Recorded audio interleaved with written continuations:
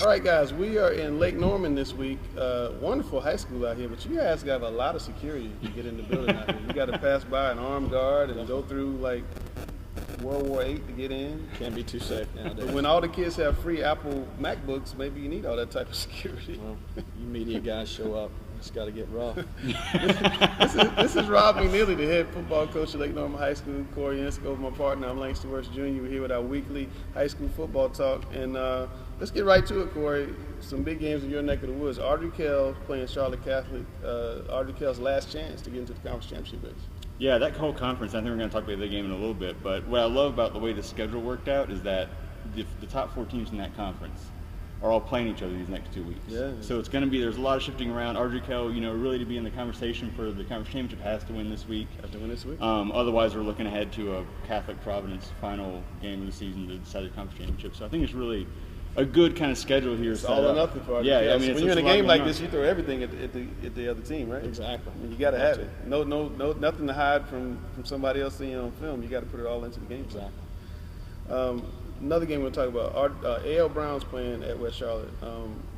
Really heartfelt condolences out to the West Charlotte community. That's my alma mater, as many of you guys know. Mo Collins, who I covered in high school, passed away suddenly Sunday at Carolinas Medical Center. Mo's a wonderful guy. Really cared about the school and the community.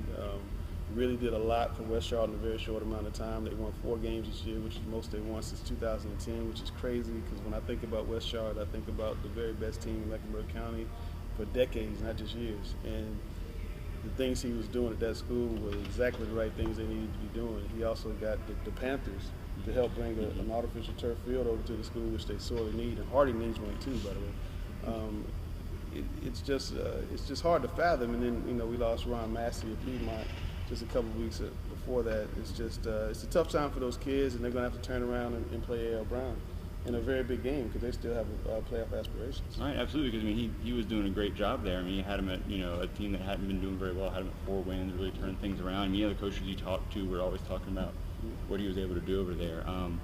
Yeah, it's got to be tough for those kids having to come out and play a football game on Friday with all this on their mind. But maybe they can kind of dedicate the game to him, rally around it, kind of come together around that. Yeah. And you scrimmaged A.L. Brown earlier this year. Let's talk about a little bit about the game. What did you see in the wonders that you liked or not? Or Coach Newsom, he always does a good job. They got a great staff over there. A lot of respect for what they do at Kannapolis. They're always big and physical up front. Those cats have been in the weight room.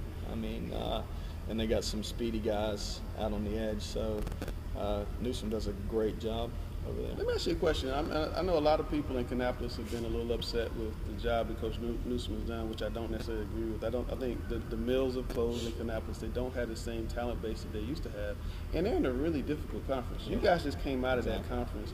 What is life like when you're in a conference like that with all those heavy hitters, and then you come out and play something that's a little more normal? Well, we don't coach any less hard now than we coached back then, but. Right.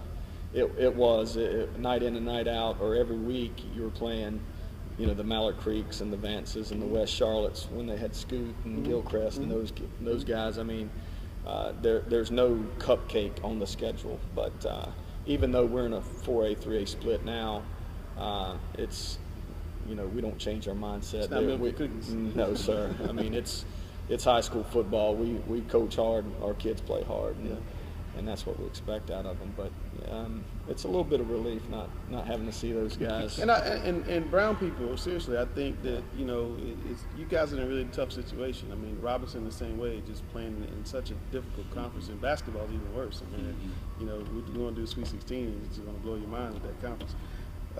Providence and South Make football. That's the other portion of your neck of the woods. Right. Before he covers South Charlotte News, as you guys know. Handicap that game because you can't look ahead. South Mex got to win. Yep, South Mex got to win. Providence can't relax. No. So. South Mex in the same position that Ardrey Kell is in. They got to win to have a chance. They really, What happened in New South last week? They came out slow, and that's what Rocky White talked about after the game. Is that he felt like after such a tough game where they played Catholic to the end and really had a chance. There was a big rivalry game. He felt like they just kind of came out slow all week, and so he was worried about that in the game, about them coming out slow, and they did. But they did enough at the end there to rally and come back and win.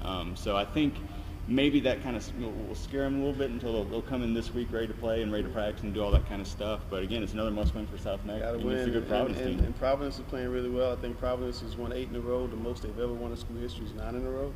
And if they win the conference championship, that's 10 in a row. So who's the coach of the year if they go 10 in a row? I don't know. There are way too many. Say Vance. There are way too many nominees for that. Mo Collins right now. was a candidate for coach of the year. I mean, there's just a lot of good coaches right now taking, Rob McNeely's coach of the year. Turning programs that have maybe struggled past couple years. Speaking of coaches of the year, we saw a candidate last week, Joe Evans at Independence. He's got Rocky River, huge rivalry game because Rocky River was made up of kids who went to Independence. And now Jason Fowler has Rocky River on a big-time road. They lost 2 games early, and I told you guys they'd be back. They had a lot of injuries. I told you, and I told everybody else they'll be back. Right. And they're back, and they're rolling. And Jairi Alexander is one of the very best players in North Carolina. He's going to South Carolina as a defensive back, but he's having one heck of a year as a wide receiver. And Independence struggles against passing teams. Can't run on them, but you can pass on them. And Rocky River's got a shot because they're going to pass. All right, but we've seen how good that defense can be. I know that we heard from Christian Cologne. They scraped the plate. Scraped the plate. Nobody scores on us if our like starters play off. I love that guy. But we talked about with Joe Evans last week. How they haven't really had maybe the toughest schedule, but these last 3 weeks, I mean, they played really well against Myers Park last week. They got a big rivalry game this week, and then even looking ahead, a bigger rivalry game ahead of that. So I don't think they're going to have a worry about a trap game because Rocky River's such a big rivalry. But I mean, Butler's going to be in their head too, and if they win this week, if Butler's in Independence's head this week, they're going to get rolled. I'm telling you. I agree. You better pay attention, Independence. I agree. Rocky River is a real thing. My little buddy Elijah Jett over there. I grew up with his dad at West Charlotte High School. His dad was one heck of a wrestler, and Elijah was one heck of a running back. And I'm telling you, if you overlook Rocky River, they're going to hurt you. They're going to hurt you. Now that brings us to your game against North Iredale right here at North Iredale. And you got to win if you want to set up that big game in Mooresville. How do you keep your kids focused on North Iredale and not looking ahead to what is the game of the year in these parts every single year, which is Mooresville? Well, we don't change anything. I think being consistent with us as coaches, it filters down into the kids' mindset as well. We always say that the next game is the most important. We're going in this week, with a 0-0 record. Not looking past North Iredale, we're not going to coach any different. Practice schedule is not going to be any different. We're going to still meet the same times. We're going to watch the same amount of film. Do you talk to the kids? We're not going to talk about Mooresville. I mean, do you say that? We don't have to. You don't have to say that. Don't have to. They're locked in. One thing I was thinking about driving over here is the 4AA playoffs. Everybody gets excited about every year because all those big Charlotte teams that play each other, which I can't stand. I almost wish one year they'd have like an open playoff. I don't mind driving. Sure. But the small 4A playoffs, assuming you guys go small, assuming South Neck goes small, assuming Mooresville goes small, the small 4A playoffs can be really, really good this year. Yeah, I think it just depends, and everybody's got, Rocky River could go small. Prognostications and things like that, but, I mean, you never know until you see what the admin numbers are and how many teams. But let's assume those 4 teams go small. That's going to be big. I mean, what if Mooresville played Lake Norman in a regional championship game? What would that be like? Let's do it. Would they have to shut down Iredale County? The southern end. All right, guys. Look, we're going to catch you guys next week. Thanks, Coach McNeely. Thanks to Corey. And we'll catch you next time.